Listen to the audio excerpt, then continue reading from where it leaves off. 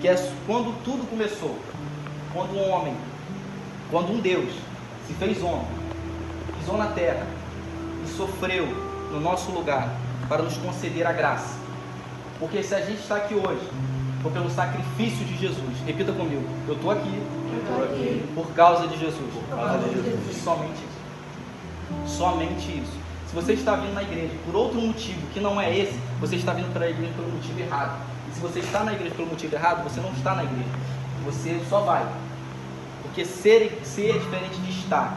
Estar, qualquer pessoa não pode estar. Agora, ser, só aquele que entendeu o sacrifício de Jesus consegue.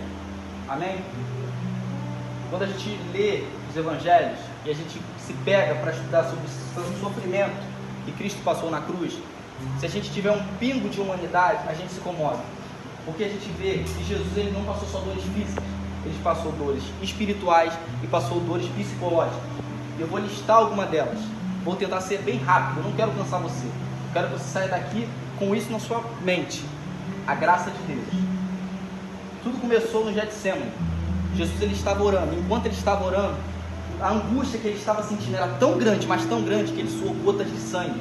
Isso na medicina tem um nome, mas eu não vou arriscar dizer porque o nome é difícil, eu não quero passar vergonha. Mas ele suou gotas de sangue. Alguém que já suou gotas de sangue? Dê graças a Deus, porque isso só acontece quando você está sob tanta pressão, que o seu corpo não aguenta e aquilo transpira sangue. Ali começou o sofrimento de Jesus.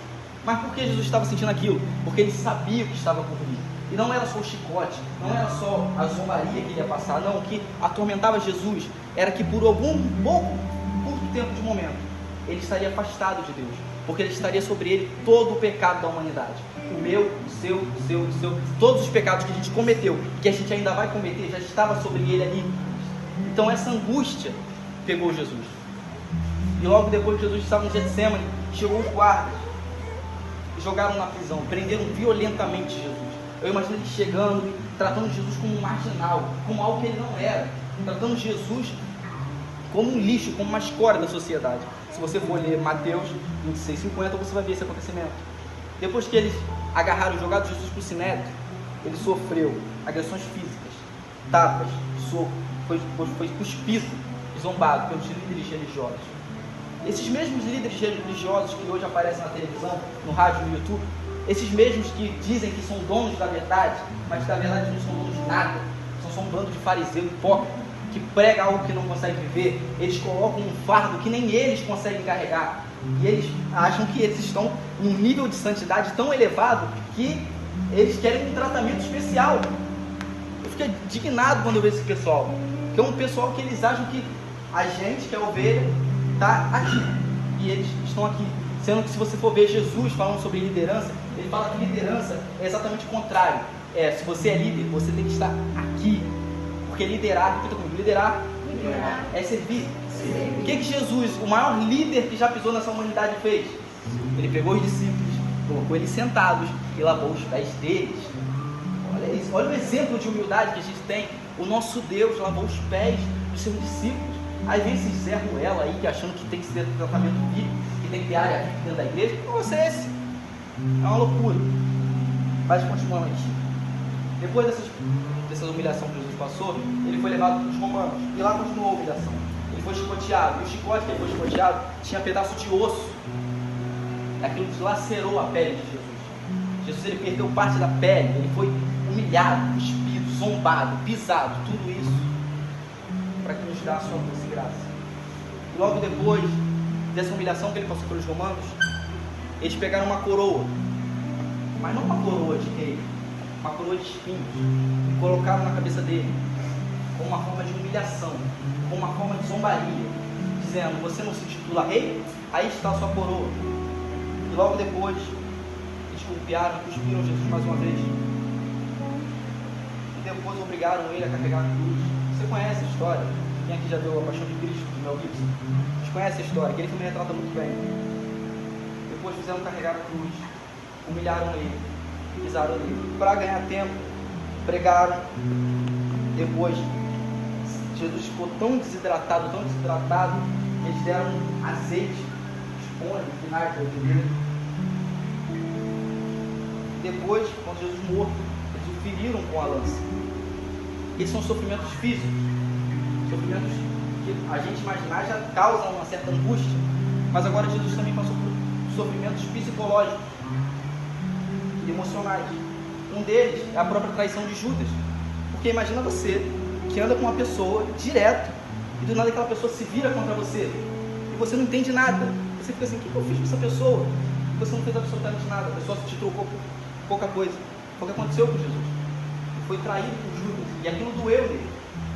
E além de ser traído por Judas, ele foi negado por aquele que dizia que ia morrer com ele. Porque se você for ler na Santa Ceia, quando Jesus fala que ele vai ser morto, todos os discípulos falam: Jesus, eu vou morrer junto contigo, eu vou para a cruz junto contigo.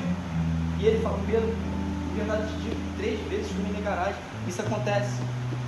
Mas não somente Pedro nega Jesus, todos os discípulos fogem. Imagina você numa situação dessa. Imagina você no momento de humilhação, no momento que você mais precisa. Todos os seus amigos, todos, agora o poder está forte, todos os seus amigos viram as costas para você. Todos, não ficou nenhum. Todos aqueles que diziam que iam morrer, que iam até o fim, fugiram. Isso causou uma dor emocional em Jesus.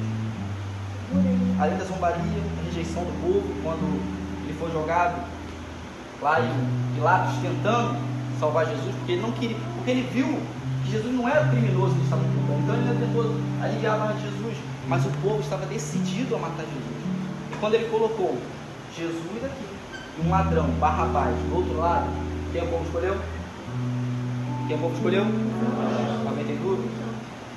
Escolheram Barrabás. Isso mostra pra gente que a gente tem uma predisposição a escolher gente que não presta. A gente tem uma predisposição para selecionar do nosso lado as pessoas que não valem nada. A gente tem essa predisposição. A gente cospe no justo, a gente pisa no bom e fica com o mal. Isso a gente trazendo para a nossa vida prática, você pode ver que a maioria da nossa amizade, às vezes, são amizades que não valem nada, mas a gente prefere essas amizades porque a amizade certinha é chata. A gente fica pensando: nossa, esse cara é muito chato, esse cara só fala de igreja, de monte, de jejuar. Eu prefiro ficar com Deus aqui, porque aqui o papo é diferente. A gente tem uma predisposição a escolher o que não presta. E a Bíblia nos mostra que o povo já fez isso há 2000 anos atrás. Eles escolheram Barrabás. Hoje, se você for ver lá em Brasília, também escolheram um ladrão para governar. Tá bom, você não entra no caso. Não vamos falar de política. As dores espirituais, dores físicas, dores emocionais, Jesus passou por tudo isso para nos dar a sua doce graça. A palavra graça significa favor imerecido. Vocês estão comigo? Favor imerecido. O que é um favor imerecido? Aquilo que a gente não merecia, mas Ele nos deu. E se a gente for ver, a graça de Deus é o que nos salva, é o que nos purifica e é o que nos liberta de todo o mal. Trazendo isso para a nossa vida prática, a gente tem que entender 2 coisas: o que a graça é e o que a graça não é. Porque se a gente cair na doideira de achar que a graça é uma coisa que não é, a gente se perde. Uma das heresias modernas é algo chamado hipergraça. Alguém já ouviu falar da hipergraça? Alguém já ouviu falar? Vou explicar para vocês qual é a teologia da hipergraça. A teologia da hipergraça é simples. Se a salvação é por algo, favor imerecido de Deus, quanto mais se eu peco, Deus me perdoa, não importa o que eu faça, posso fazer o que eu quiser na minha vida, porque automaticamente eu vou ser perdoado. Eu só pedir perdão depois. Essa rapaziada da hipergraça vive uma vida secular, uma vida mundana, porque na cabeça deles a graça é hipergraça, tranquilo. Mas a graça de Deus não é isso. A graça de Deus não acomoda a gente viver o pecado. Pelo contrário, a graça de Deus faz a gente querer mudar, faz a gente querer se transformar. A graça de Deus faz a gente querer viver uma vida santa. Por quê? Um exemplo que eu gosto de usar é: imagina que você está numa empresa muito boa, que paga um salário bom, que tem bons benefícios, que o trabalho é tranquilo. Você vai querer sair dessa empresa? O que você vai fazer? Você vai dar o seu melhor nessa empresa para você continuar nessa empresa. A graça de Deus é a mesma coisa. Se você entender a graça de Deus, você não vai começar a zoar, a querer pecar, porque você sabe que a graça de Deus é que nessa empresa você não vai querer perder aquela oportunidade. Então você vai dar o seu melhor. A mesma coisa é a graça de Deus. Quando você entende a graça de Deus, você não vai querer viver de qualquer maneira. Pelo contrário, você vai querer viver uma vida santa. Então a graça de Deus não é permissão para pecar, como diz lá em Romanos 6, 1, 2, porque você lê. A graça de Deus não é desculpa para a impiedade, como está lá em Judas, capítulo 1, verso 4. A graça não anula a obediência, como está lá em Romanos 3, 31. E a graça não é para orgulho e vanglória, como está lá em 1 Coríntios 4, 7. O que é a graça? A graça é a maior demonstração de amor de Deus por nós. A graça, a graça muda e motiva o nosso coração. Isso é muito interessante, porque quando eu estava lendo isso hoje, cara, eu estou expulso isso aqui. Quando eu estava lendo isso hoje, eu entendendo mais sobre a graça de Deus, eu percebi que a gente tem um costume de a gente querer usar meritocracia com Deus. Isso é impossível, porque nada que a gente faça vai fazer Deus amar a gente, mas se nada que a gente faça vai fazer Deus amar menos a gente. Tem um exemplo? Se você um dia acordar determinado e ler 10 capítulos por dia durante uma semana, Deus não vai te amar mais naquela semana. Se por acaso você por negligência ou não vigiou, não leu nada, Deus não vai te amar menos naquela semana. Se por acaso você orou 3 horas seguidas, você não está impressionando a Deus. Se por acaso por negligência você não orar, você não está decepcionando a Deus. Porque o que faz Deus te amar não é nada que você fez ou nada que você faça. O que faz Deus te amar é a graça, é o favor imerecido. Isso é forte. Não é nada que você faça, não é mérito seu. É claro, a gente ora, a gente busca, mas não para tentar impressionar Deus. A gente faz aquilo porque a gente precisa daquilo. É para o nosso conhecimento. A gente lê a Bíblia para a gente aprender de Deus, não para impressionar, não para mostrar para Deus, aí eu estou fazendo mais que o povo lá da igreja, aí eu estou buscando mais que o povo lá da igreja. Não, isso não funciona com Deus.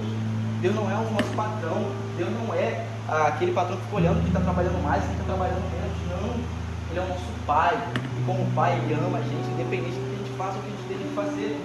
Ele é o nosso Pai, Ele é o nosso Deus. Então eu quero que você entenda que a graça é simplesmente isso.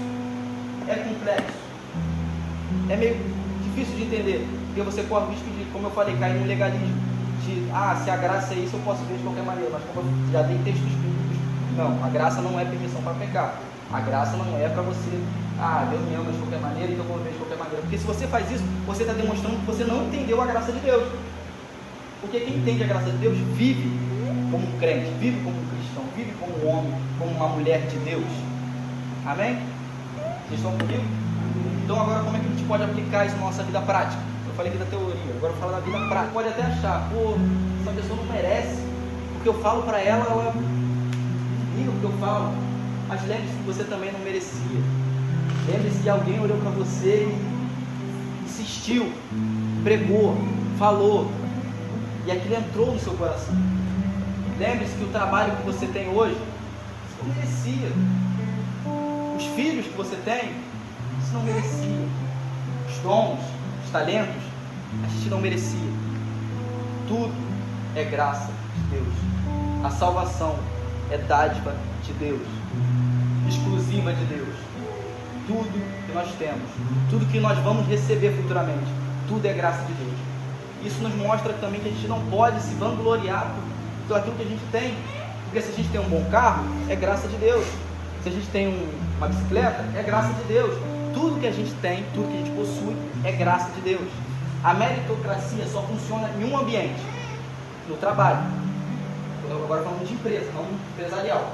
Na sua empresa, se você se dedicar, se você trabalhar, se você fizer um curso, se você se esforçar, você tem chance de crescer na vida, certo? Aí funciona. Mas agora, quando a gente fala de salvação, quando a gente fala de igreja, a gente tem que entender uma coisa: quando a gente pisa nesse templo, é graça de Deus. Quando a gente coloca a nossa roupa e vem para a igreja, é graça de Deus. Tudo isso é favor imerecido. Tudo isso porque Ele nos amou antes mesmo da gente nascer. Quando a gente estuda um pouquinho de ciência, a gente vê quantos espermatozoides tinha, e Deus escolheu você, escolheu a mim para a vida. Isso já é a maior verdade. O Vitor falou brincando, mas é verdade. A gente acordar hoje já é graça de Deus. Porque quantos dormiram e não acordaram? Quantos acharam que ia haver um amanhã e o amanhã acabou? Porque não existe amanhã. O amanhã é dádiva de Deus. A Deus pertence o amanhã. A gente não pode contar com o amanhã dizendo, amanhã eu entro para a igreja, amanhã eu faço isso, amanhã, porque o amanhã só pertence a Deus. Mas o hoje é um presente de Deus para a nossa vida. Então, o que você tem para fazer, faça hoje. Se você tem que se consertar com Deus, se conserte hoje. Se você tem que confessar algo para Deus, confesse hoje. Se você tem que buscar Deus, busque hoje e agora. como a palavra de Deus diz, buscar e procurar o Senhor enquanto ainda se pode achar, clamar enquanto Ele está perto. O que isso mostra pra gente? Que vai chegar um tempo, irmãos, que a gente vai clamar e não vai ter mais nada. Vai chegar um tempo que a gente vai buscar e não vai encontrar. Que no caso é o tempo do Apocalipse, quando a igreja foi levada. Naquela época, vai adiantar, nesse tempo não vai adiantar nada a gente correr para dentro de uma igreja, porque a igreja já não vai estar mais lá. Não adianta nada a gente achar que a gente tem todo o tempo do mundo, porque a gente não tem. Os nossos dias estão contados no livro da vida. Os nossos dias estão contados. Vocês estão comigo? Já caminhando para o fim, para não cansar os irmãos. Só quero que você saia daqui hoje com isso na sua mente. Tudo que eu tenho é... Tudo que eu tenho é... Graça de Deus. Pode falar com fé. Tudo que eu tenho é... Graça de Deus. Tudo que eu vou ter futuramente é... Graça de Deus. E o que eu tenho agora é... Graça de Deus. Eu fui salvo pela... Graça de Deus. Isso aprende rápido, cara. Eu gostei desse momento. Só aprende rápido. É a graça de Deus. É a graça exclusiva de Deus. Se eu fizer alguma coisa, eu vou ser merecedor? Cadê? Tava tão bonito. Se eu fizer alguma coisa, você merecedor de alguma coisa? É a graça de Deus. É a graça de Deus. Sabe que nem um papagaio repetindo isso hoje? É a graça de Deus. É a graça exclusiva de Deus. Trazendo um pouco mais aqui para a vida prática. Se alguém fez algo contra você, se alguém, por alguma razão, te feriu, te magoou, e você chega e diz: vou perdoar essa pessoa porque essa pessoa não merece. Se ela fizesse por merecer, eu perdoava, mas ela não merece. Lembre-se que a palavra graça significa favor imerecido. Se você merecesse alguma coisa, você não tinha nada. Então, se Deus perdoou você, mesmo sem você merecer, por que você tem que esperar o outro merecer para perdoar? Perdoa logo, usa de graça. Lembra o que Deus fez com você. Deus te perdoou, mesmo você sem merecer. Então, por que você também não pode perdoar fulano, mesmo sem ele merecer? Ah, ele tem que fazer por merecer. Não. Você fez por merecer? Você por acaso buscou alguma coisa? Não. Foi Deus que foi lá e buscou a gente. A gente tem a mania de achar que a gente está aqui, mas foi Deus que foi buscar a gente. Deus que foi lá e foi atrás da ovelha perdida. Foi Deus que bateu na porta do nosso coração. A gente só fez abrir. A gente só ouviu.